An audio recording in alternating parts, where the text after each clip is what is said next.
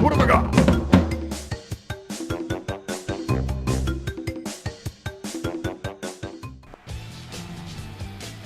Crash Mind Over Mutant, the lesser of the two evils, But still equally pretty evil. First off, let's get the good things out of the way. Brio. Nitrous Brio comes back in this, and holy shit. First of all, voiced by Maurice LaMarche. The fucking brain from Biggie and the Brain. Yep. Every line delivered by this guy was hilarious. It's so... I love that they gave him the personality of wanting to claim everything because it makes sense because Cortex really stole does. everything. Yeah, exactly. Cortex stole everything from him. Like, even the line where Uga Uga's like, what? You invented the Evolve Array? I thought that was Cortex. Of course I did! Cortex stole everything from me. I was in the first game! That made me laugh as shit. But then again, like we said, that fucking totally nullifies that it's a reboot. Yeah, exactly. Like, fuck all. Anyway. But, oh my god. Love your mutagen. So good. Read your Bible, I wrote it. Read your Bible, I wrote it. Stop playing with slinkies. I invented them. They're mine. But he's like, he gets addicted to drinking the fucking mutagen, and it just turns him into this psychotic fucking guy that thinks he invented everything. And it's really funny. He should have been in way more than he was. Absolutely. He was only in the game for like a couple of cutscenes. Yeah. You didn't even fight him. Arguably the... Yeah, you do. No, you fight Crunch. Yeah. You don't fight Brio directly. I guess. That's true. You think you would have fought him as like the giant monster that he turns into? Yeah, considering you can fucking... No, but instead we got Cortex doing that. Yeah. Which was really, really fucking dumb. Yeah. Like, what the fuck was that dolphin tattoo he had in his leg in the cutscene? Remember that shit? Oh, you know. That was dumb. Anyway, yeah, but Embryo, oh my god, that was fucking funny. Also, improvements over this. Coco's a playable character. I like that. Hell yeah. Good for co-op. You don't have to unlock the ability to spin. And he doesn't get tired. Yes. Actually, I thought I did. Nope. Okay, good. Again, it's been a while since I played it. Can you tell? And again, I have the PS2 version. Yes, they went back to the seamless open world that Twinsanity had. Yeah, and I like that. Yeah, I did like that. I do have to say though. Other than that, it's still bad. There are still mutants that are dumb. There are still no power crystals. There are still no gems. There are still no Wumpa fruits. There are still no crates. Yeah.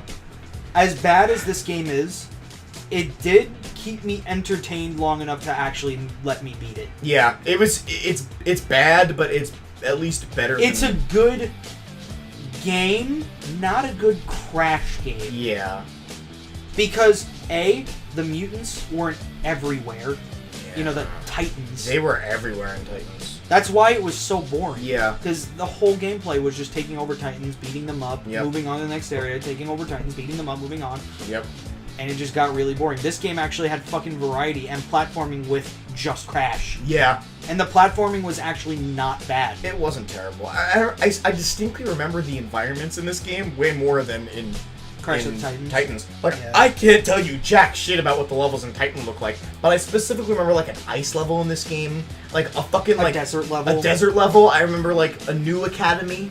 Yeah. A new academy. I remember, one of my favorite levels was, like, there was this, like... Even the final space station was cool. Yeah! And I want to talk about one thing in that I love, actually. It's one of the lines Cortex says. But, one of my favorite levels, like, it was like this swamp area, but it was like a junkyard. You know what I'm talking about? Like this junkyard area with, like, old mutagen goop on the ground and shit. That was cool. I like that. But there's one line in the space station level that Cortex says, because, you know, he's like on the PA and the speaker. And he goes, "Attention all, I seem to have felt a disturbance in the Force. This is kind of weird because I'm not a Jedi. Maybe it's just gas." That fucking killed me. That really made me laugh. Yeah, they kind of upped the comedy a bit in this one, but still had some really eye-rolling, groaning moments that were bad. It still suffers. Bad. It still suffers from what I call Sonic Color Syndrome. I love colors, though. I love the game colors. The dialogue can use some. Oh yeah, I agree. Especially when they tried to make it a really funny scene when Tails messed up the translator and he was saying boogers and soda and well, it also gave us one of the best Sonic lines in the world. "No copyright law in the universe is gonna stop me!" And those Eggman PAs are genuinely great. Yes, they are. Oh my god, there's like an 11-minute video of just those on YouTube. It's amazing. Yep. But anyway, like the Cortex PAs, those are good too. But yeah, like a lot of the humor, like that humor's funny. The Embryo humor's funny. All right, but this also delivers, in my opinion, the worst joke in the series. Which is when Aku Aku and Uka Uka are talking to each other, and Aku Aku's like, "Why should we help you? You're a jerk. Remember Mom's birthday? You gave her socks." And I'm like, that's a funny joke. Honestly, who gives socks to a magical mask with no feet? And I'm like, you just fucking ruined the joke by explaining it. Yeah. You ruined the joke by explaining the joke. What do I have to fucking even the Joker knows about this shit. Yeah. You have to explain a joke. There is no joke. Even if he would have just said, like, it's like, you got her socks for Christmas. She doesn't even have feet. Not even that. Just, he should have stopped it at, you remember Mom's birthday? You gave her socks. Yeah. That's all we needed. That would have been That's good. That's funny. That would have been But then enough. he explains the punchline. That's you like, don't do that ever. It's comedy 101. Exactly. And honestly, a lot of games that cater towards the younger audience, whether it's Crash or Sonic, even is guilty of it. Yep. They always explain the joke, and it's just cringeworthy. Don't explain it, especially if it's in really Sonic, funny beforehand. Especially in Sonic Lost World, Sonic does it all the time. When there's a few. How about when good one, Tails? Oh yeah, that's a good one. It just goes on forever. Oh, yeah. But they don't explain the punchline ever. That's never something that's done. At least they didn't break the first rule of comedy. Yeah, that's very true. That fucking pissed me off so much. I'm like, how do you fucking fuck up the simplest rule of comedy? Hell, even just to go back to Sonic cringe for a sec, when it comes to colors in Lost World, when Sonic just like overly laughs at the Wisp calling Eggman Baldy McNeil's hair, I'm like, come on, dude, it's not that funny. It wasn't that funny. It's like, that's the best you can come up with? Yeah. I call him a fucking fat ass and he'd probably laugh. He'd probably die on the floor. I would defeat Sonic. No, but goddamn, just... Also, alright, so now that we got the good out of the way... I just don't understand how... Games that are geared towards the younger audience, because obviously Crash, Mind Over Mutant, and Crash of the Titans are... Oh, clearly. Why is the humor so cringy? Yeah. I don't understand. Bad. Like, listen. With the exception of Brio. Brio's fun. I write comedy. Same. Right? Like, I write comedy skits for GCN, or even just my own films. I find it really hard to write cringy comedy. Because you know the rules of comedy. The writers of this clearly don't. Even before I knew the rules of comedy, like when I was making stupid Sonic videos when I was 10, right? Same.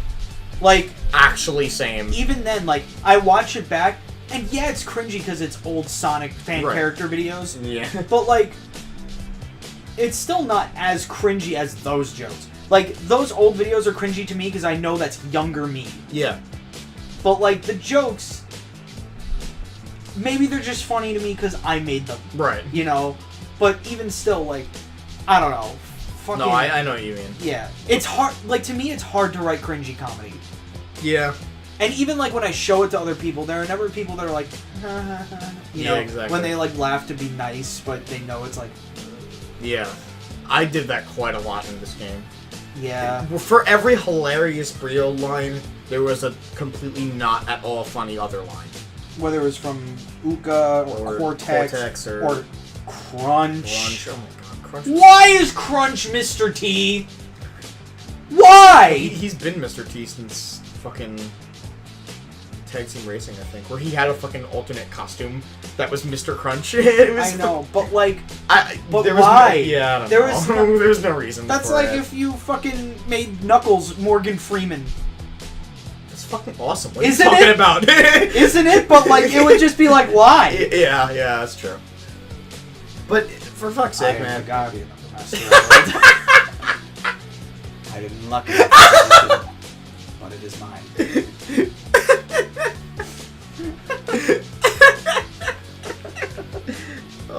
Anyway, so again, this game does still have a lot of bad. The fucking mutants are dumb, and the way you jack them. Again, it's the same. It's Titans, but better. But that's not saying much.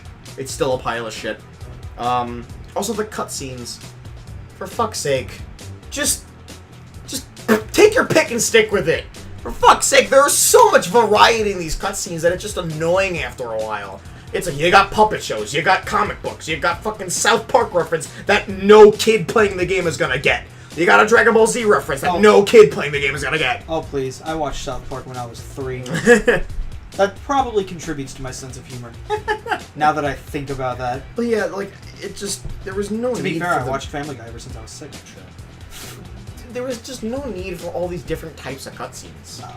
Like, it just... There was no... on like, and on. And, like, I thought it was interesting that they used, like, a lot of different styles of animation. Yeah. But there was no need. It was so unnecessary. And there was so many.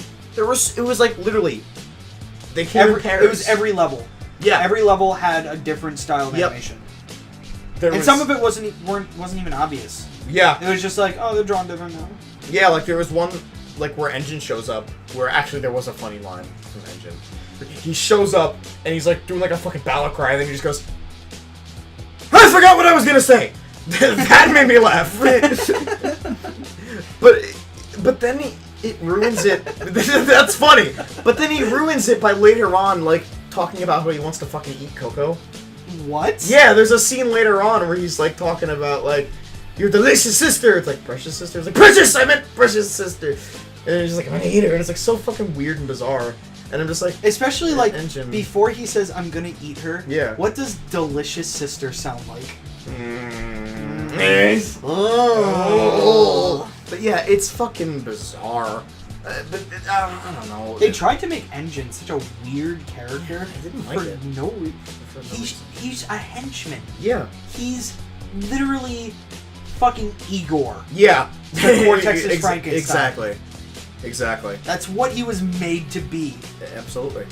As much as Brio is Fritz. Yeah. Brio's Fritz. Yeah. Engine is Igor. Absolutely. Also, there is one more good thing that I want to say about this game. No Tiny! Oh yeah. Thank God! There is no Tiny in this game. I might have shot myself if there was another Tiny. There is actually, I don't remember if it's Titans or this one, where in the credits, like if you like pause at certain times in both games, they would like read out like a message from the staff. And in one of them, I don't remember if it's Titans or Mind Over Mutant. In one of the, they make a Twinsanity reference because in one of the one of the person's last name is Parrot, and Engine reads it and he says Moritz, which is Victor and Moritz, the evil twins who were parrots. Yeah. And he goes, Moritz, I mean Parrot! What did I say, Moritz? Parrot! And that was funny to me because I'm like, oh, it's a Twinsanity reference. I like that. I don't remember if it was in Titans or Mind Over Mutant, but I remember that made me laugh. But I don't know, man. It's just, it's not good. It's still not Crash. It's still not Crash. But it's a decent game on its own. But as a Crash game, it's still bad. Yeah. Like, just skip it. It's the Sonic Boom Shattered Crystal of Crash. Yeah. As Crash of the Titans with Sonic Boom Rise of Lyric. Even then, I'd rather play Shattered Crystal over Mind Over Mutant. True. But then again, I've never played Shattered Crystal. Yeah. Because I didn't care. Because I played Rise of Lyric and I'm like, I think I'm done with the Sonic Boom series. Well, I mean, Shattered Crystal was okay. It was mediocre. Fire and Ice is great. I love Fire and Ice.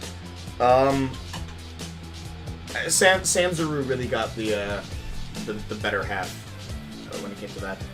But what happened? I don't know, man. They made Jack and Daxter. What the fuck? To be fair, they did get fucked over. They thought they were developing for PlayStation 4. Yeah. And then they were like, just like, hey, Wii U. Yeah. Like, what? Yeah. But even still, that's just. Anyway. But yeah, just. Mind Over Mutant isn't good. Titans is a piece of shit, but this is better. It's an improvement, but not enough to save it.